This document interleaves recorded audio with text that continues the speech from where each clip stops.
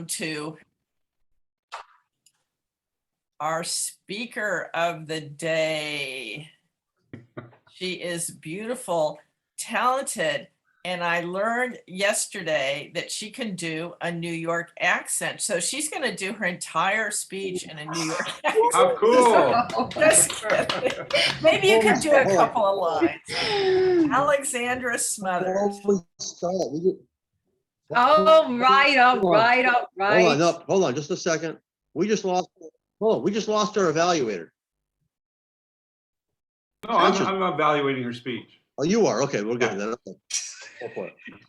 Okay. Right, stop Thank you. slithering, Mitch. Yes. All right, you ready? Action. Alexandra Smothers. Thank you. Thank you very much, Madam Toastmaster. I appreciate you. I've learned so much already from all of you. And I have the honor today. Now you got to try to get me out of the accent because it's one of those that you want to just stay on. But I'm going to go ahead and release it for the moment. And thank you for that introduction, Madam President, Madam Toastmaster, fellow Toastmasters, and future guests that I'm drawing in at this moment. Happy Friday. I am in school at Strasbourg, and we're assigned different monologues. And the one I chose for this week is none other than the incomparable legal eagle, Erin Brockovich. Now, mind you, she doesn't have a law degree. She is a single mom with a passion for justice. And she comes from a pretty simple life, a pretty simple background, and is in love with a biker who rocks. And she has her kids, and she asks for an opportunity to help out at a law firm. And she finds this case of this community, Hinckley, that is completely overrun by contamination. And it's fascinating to me, my role as an actor. I shared this with a dear friend yesterday. Anytime I play a role, it has a significant effect on my life in some way. It's either a cathartic expression of something I've been through, or it's sort of revelatory and prophetic. And when I chose this, I started working on it. And then 2 days later, a carbon monoxide leak was found in my apartment that I've been suffering with for over a year. And it was at lethal levels. After my speech last week, I almost fainted. And I spent the day gasping for breath and delirious. And by that evening, the carbon monoxide alarm went off. So I had been living in this environment for a significant period of time under with contamination, with something that wasn't intended for my lungs. And by the grace of God, I'm no longer there. And I'm in an Airbnb. And this is actually a Murphy bed. It pulls down. It's fabulous. Anyway, so that to say thank you to God for my art, because it does release some things and shines light and truth where it needs to be shown.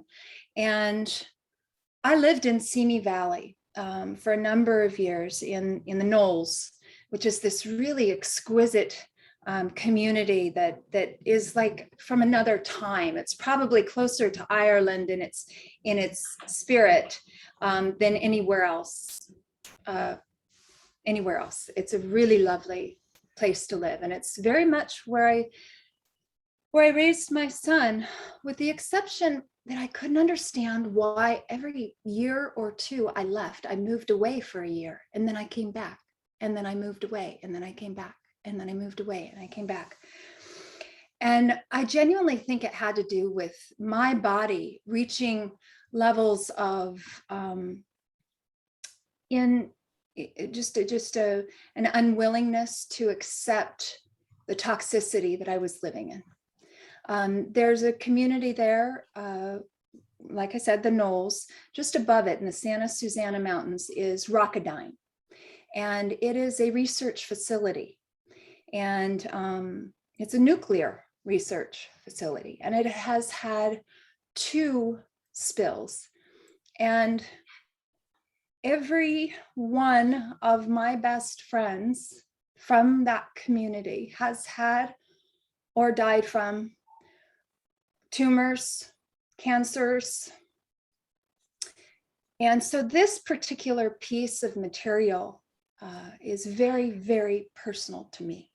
I did reach out to Erin Brockovich, and you know what her response to me was? Do you know how many claims like this we have? We could never reach them all. We could never address them all. So as we go forward, let's think about what we can do to support our environment and clean up our environment in any way that we can. And so here's my monologue. And now, mind you, I'm still working on it. It's still fresh. I just chose it this week or the end of last week. So it's not there yet, but here goes. And this is just after she's received the offer from the attorneys on the other side for the for her clients. Oh, see, now that pisses me off. First of all, since the demurrer, we already have 400 plaintiffs. I want to say patients, but they're plaintiffs. Okay? Now, let's be honest. We know that there are more out there. Okay? Now, they may not be the most sophisticated people on the planet, but they do know how to divide, and $20 million between them isn't shit when you divide it between them. Okay? And second, these people aren't dreaming of being rich. They are dreaming of watching their children swim in a pool without having to have a hysterectomy at the age of 20, like Flora Diaz, one of our clients, or have their spine deteriorate, like Stan Bloom, another one of our clients. So the next time you come back in here, don't come in with some dumbass offer. I want you to think about what your spine is worth to you, Mr. Buddha, or what your uterus is worth to you, Miss Diaz. And then I want you to take that number and multiply it by 1,000. And then you come back in here and we can talk. Anything less than that is not, it's a waste of our time. So enjoy the water. We brought that just for you from Hinckley. Let's see. So thank you, fellow Toastmasters, Madam President, Madam Toastmaster.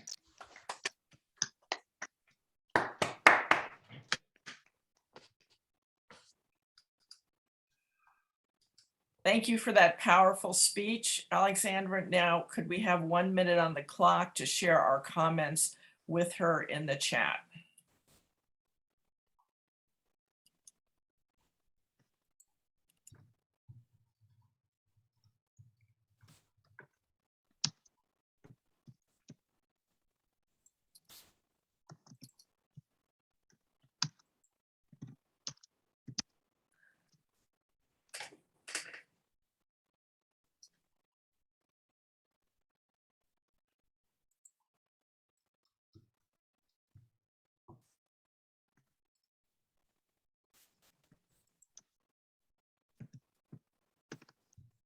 I just looked up to the chat to look for a review, and all I saw was blithering.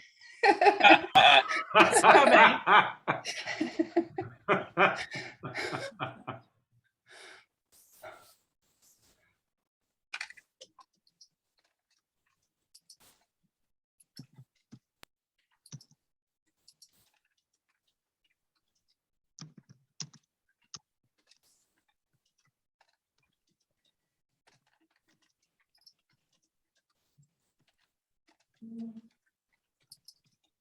Oh, gosh, time.